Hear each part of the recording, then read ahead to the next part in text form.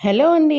Welcome to our channel. నేను మీ శుభశ్రీ చింత. ఇవాళ ఎంతో టేస్టీగా ఉండే మినపగారెలు, అల్లం గారెలు అంటారు. ఈ అల్లం గారెలను ఎలా చేసుకోవాలో, అవి ఏ విధంగా చేస్తే మెత్తగా క్రంచీగా వస్తాయో నేను ఇవాళ చూపించబోతున్నాను. ప్రాసెస్లోకి వెళ్దాం. ఇక్కడ ఒక గ్లాస్ మినపప్పు తీసుకున్నాను. గుండు పప్పు అయితే తీసుకున్నాను. కావాల్సి మీ బద్దపప్పు అయినా పొట్టుతో ఉన్న పప్పు అయినా తీసుకోవచ్చు.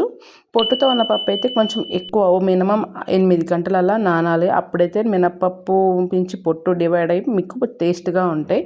నేనైతే గుండు మినపప్పు తీసుకున్నాను. ఇది బాగా కడుక్కొని 4-5 గంటలు నానబెట్టుకోవాలండి. ఎక్కువ ఓవర్ నైట్ కూడా కొద్దిగా నానబెడతారు. ఓవర్ నైట్గా నానబెడితే మనం గారెలు వేసేటప్పుడు నూనె బాగా గారెలు పీల్చేస్తాయి. అంతా గారెల్లో ఎక్కువగా నూనె ఉంటే బాగోదు కనుక గారెలకి మినిమం 4 లేదా 5 గంటల కంటే ఎక్కువ నానకూడదండి. ఇలా 4-5 గంటలు నానబెట్టుకుని అయితే ఇది ఎర్లీ మార్నింగ్ నానబోస్తున్నాను. అమ్మవారికి నైవేద్యానికి అనమాట. ఇదిగో నానిన తర్వాత చూపిస్తున్నాను. నేను ఇది 5 గంటలకు నానపోసాను. 9 గంటలకైతే రుబ్బేశానండి. 9 o'clock అనమాట. ఇదిగోండి చాలా పర్ఫెక్ట్గా నేనైతే 4 hours నానబెడతాను. అంతకంటే నానబెట్టను. నానబెడితే ఆయిల్ ఎక్కువ పీల్చేస్తుంది. అందుకని 4 గంటలు. మీకు అంత డౌట్గా ఉంటే ఇంకొక గంట, అంతకంటే అక్కర్లేదు. నేను దీన్ని మిక్సీ జార్లో వేసి రుబ్బుకుంటున్నాను. కొందరు కావాల్సిన గ్రైండర్లో కూడా రుబ్బుకోవచ్చు. నేను తక్కువ క్వాంటిటీ కనుక నేను మిక్సీలోనే రుబ్బుతున్నాను. ఇప్పుడు దీంట్లో అల్లం గారెలు కనుక దీంట్లో చిన్న అల్లం ముక్క స్పైసీకి సరిపడా, అలాగే దీంట్లో నేను ఉప్పు కూడా 1 స్పూన్ వరకు వేస్తున్నానండి. ఇప్పుడే వేసేస్తున్నాను ఎందుకంటే మనం మిక్సీ వేసేటప్పుడు కొంచెం వాటర్ వేసి మిక్సీ చేస్తాం కనుక. అదే కాకుండా సాల్ట్ వేస్ట్ చేస్తే మీకు వాటర్ వేసే అవసరం లేకుండా ఉంటుంది. తర్వాత వాటర్ వేసి మిక్సీ చేసినప్పుడు మళ్ళీ మనం సాల్ట్ కలిపితే గట్టిగా రాకుండా పలచగా వస్తే గారెలు అనే షేప్ రాదు, వేయడానికి ఫ్రీగా ఉండదు. అందుకని నేను మిక్సీ చేస్తున్నప్పుడే ఉప్పు వేసేస్తున్నాను అనమాట. ఇదిగోండి ఇలా మెత్తగా రుబ్బుకుని, మరి మెత్తగా అంటే మెత్తగా కాదు, అక్కడక్కడ పప్పు బద్ద కనిపిస్తూ ఉంటే గారెలు చాలా బాగుస్తాయి. ఇదిగోండి ఇక్కడ నేను చూపిస్తున్నాను కదా, ఇలా చిన్నగా పప్పు బద్ద కనిపిస్తే చాలా బాగుంటుంది. ఇప్పుడు మీకు ఇది పర్ఫెక్ట్గా నలిగిందని కొందరికి తెలియదు, తెలిసే వాళ్ళు చాలామంది, తెలియని వాళ్ళకి ఈ టిప్ చెప్తున్నాను. మీకు నలిగిందని తెలియడానికి, పర్ఫెక్ట్గా గారెల పిండి గట్టిగా వచ్చిందని తెలియడానికి చిన్న వాటర్లో ఇలా ఒక చిన్న ముద్ద వేసి చూడండి, అది తేలుతుంది. తేలింది అంటే గారెలకి పర్ఫెక్ట్ అనమాట. మినపప్పుడు ఎలా అయినా తేలుతుంది, కానీ గారెలకు వేసినప్పుడు తొందరగా తేలాలి. అది వాటర్లో కలవకూడదు అనమాట. అలా అయితే మీకు గారెలు గట్టిగా అంటే పిండి గట్టిగా వస్తుంది, సాఫ్టీగా వస్తాయి. దీంట్లో నేను పచ్చిమిర్చి, అలాగే జీలకర్ర, గారెల్లో జీలకర్ర వేస్తే చాలా బాగుంటుంది, అలాగే కొత్తిమీర కూడా వేసేసి కలిపేస్తున్నాను.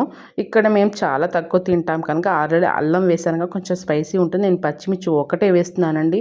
ఇంకా కారం తినేవాళ్ళు ఇంకా 2-3 కలిపి వేసుకోవచ్చు. నేనైతే ఒకటే పచ్చిమిర్చి వేస్తున్నాను. మీకు కారానికి తరపడా పచ్చిమిర్చి వేసేసుకొని కలిపేసుకోండి. దీన్ని ఎక్కువగా ఒకే డైరెక్షన్లో మినపప్పు పిండిని కలిపితే మీకు గారెలను చాలా ఫ్లప్పీగా వస్తాయి, చాలా బాగా వస్తాయి. అందుకే ఒక 5 నిమిషాల పాటు దాన్ని ఇలా బీట్ చేయండి. ఒకే సైడ్ చేయండి, రెండు వైపులా కాకుండా ఒకే సైడ్ ఇలా బీట్ చేస్తే గారెల పిండి చాలా సాఫ్ట్గా వస్తాయి. ఇప్పుడు నేను మూకుడు పెట్టేసుకుని ఆయిల్కి, డీప్ ఫ్రైకి సరిపడా ఆయిల్ అయితే వేసేస్తున్నానండి. ఆయిల్ అనేది బాగా హీట్ అయ్యాకే మాత్రం గారెలు అందులో వేయండి. నేనైతే ఇలా వేసి చూపిస్తున్నాను. కావలిస్తే గారెలు నూనె వేగిన చిన్న బిట్ కూడా వేసుకుంటారు కొంతమంది. నేనైతే ఇలా నీళ్ళల్లో చెయ్యి తడిపేసుకొని గారెల పిండి ఇలా తీసుకొని వేసేసుకుంటాను. నేను చేతి మీద ఇలా స్ప్రెడ్ చేసి వేసుకుంటానండి. కొందరికి అలా రాకపోతే పాల కవర్ అయినాను, లేకపోతే ఇప్పుడు కొత్తగా టీ చిక్కం రివర్స్లో చేసేసి వేస్తున్నారు, అలా అయినా వేయచ్చు. నేనైతే నేర్చుకోవడం ఇలాగే నేర్చుకున్నాను కనుక నేనైతే ఫింగర్స్ మీద స్ప్రెడ్ చేసేసి డైరెక్ట్గా ఆయిల్లో అయితే వేసేస్తాను.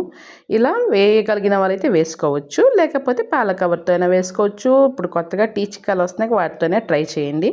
నేనైతే ఇలా వేసేస్తున్నాను, అంతేనండి. ఇవి చాలా కానీ తొందరగా గారెలు వేసిన 2 నిమిషాల వరకు గారెలు అసలు ముట్టుకోవద్దు, అంటే తీయొద్దు. అవి కొంచెం పచ్చిగా ఉంటాయి, కొంచెం కింద వేగిన తర్వాత ఆటోమేటిక్గా అవే పైకి తేలుతాయండి. కనుక ఒక 2 నిమిషాలు అలా పెట్టేయండి. హై ఫ్లేమ్లో కాకుండా మీడియం ఫ్లేమ్లో పెట్టుకోండి.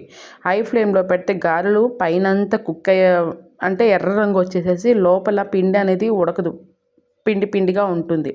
అందుకని మీడియం ఫ్లేమ్లో గారెలు ఎప్పుడు చేసుకోవాలి. మరీ హై ఫ్లేమ్లో చేసామంటే పైన రంగు వచ్చేస్తుంది, లోపల పిండి అనేది వేగదు, ఉడకదు. అందుకని మీడియం ఫ్లేమ్లో పెట్టుకొని కొంచెం ఓపికగా ఫ్రై చేసుకోండి. ఇదిగోనండి, నాకైతే ఇలా గోల్డెన్ కలర్ వచ్చేదాకా వేయించుకోండి. నేను ఫింగర్తో వేసాను కనుక అలా మధ్య మధ్యలో లైన్స్లో వస్తాయి. అలా ఇష్టం లేని కవర్తో డైరెక్ట్గా వేసుకొని చేసేసుకోండి. అంతేనండి. దీన్ని ఒక ప్లేట్లోకి అయితే తీసేసుకుందాం. ఇంకో వాయి కూడా నేను వేసి చూపించేస్తాను.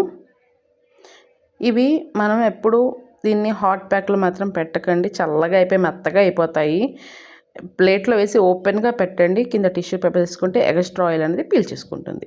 అయితే ఉండదు, ఎగస్ట్రా ఆయిల్ ఏమైనా ఉంటే కనుక కొందరికి నచ్చదు కదా, అలా ఎగస్ట్రా ఆయిల్ అంటే పేపర్ పీల్చేసుకుంటుంది అనమాట. నేను ఇంకొక వాయి కూడా అంటే మీన్స్ ఇంకొంచెం పిండి ఉందిగా ఇంకో రౌండ్ వేస్తున్నాను.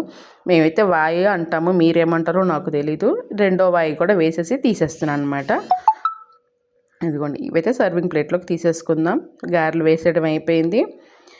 ఇదిగోండి, టేస్టీగా అల్లం గారెలు అయితే చేసేసుకున్నాం. దీంట్లో అల్లం గారెలు అనేవాళ్ళు కొందరైతే, నేను అమ్మవారికి నైవేద్యం పెడతాను కానీ ఉల్లిపాయ అయితే వాడలేదు. కావలసిన వాళ్ళు ఉల్లిపాయ కూడా వేసుకోవచ్చు, చాలా బాగుంటాయి.